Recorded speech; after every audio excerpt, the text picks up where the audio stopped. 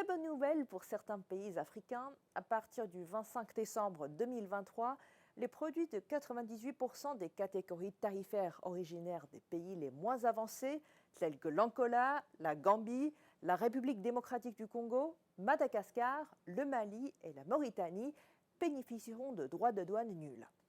En effet, en constatant la chronologie, on peut constater que depuis 2008, la Chine a progressivement élargi la liste des produits bénéficiant de droits de douane nuls pour les pays les moins avancés et aussi a élargi la portée des pays bénéficiaires.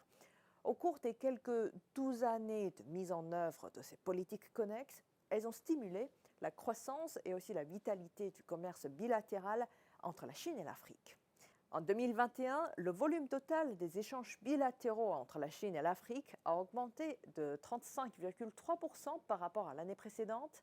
Dans cette dynamique, les exportations de la région africaine vers la Chine ont atteint 105,9 milliards de dollars, qui est un niveau historiquement élevé.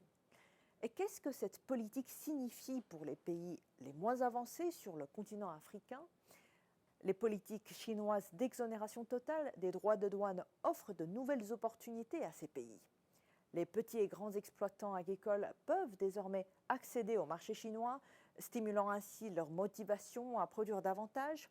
Et cela peut également encourager les investissements dans la production et dans la transformation des produits agricoles, créant ainsi plus d'opportunités d'exportation.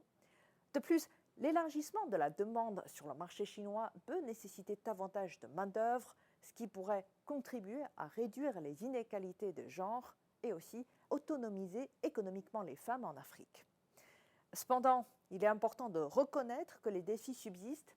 Les pays les moins avancés en Afrique sont confrontés aujourd'hui à des obstacles tels que la faible organisation des ventes, la pénurie de financement pour la modernisation des technologies de transformation ou encore des normes strictes d'inspection et de quarantaine pour les produits exportés vers la Chine.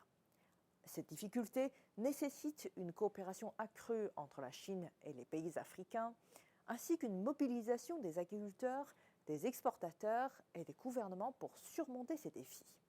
Avec une coopération mutuelle et des investissements dans le développement économique, il est possible d'ouvrir de nouvelles perspectives pour les pays les moins avancés en Afrique et aussi de contribuer à la réalisation des objectifs de développement durable.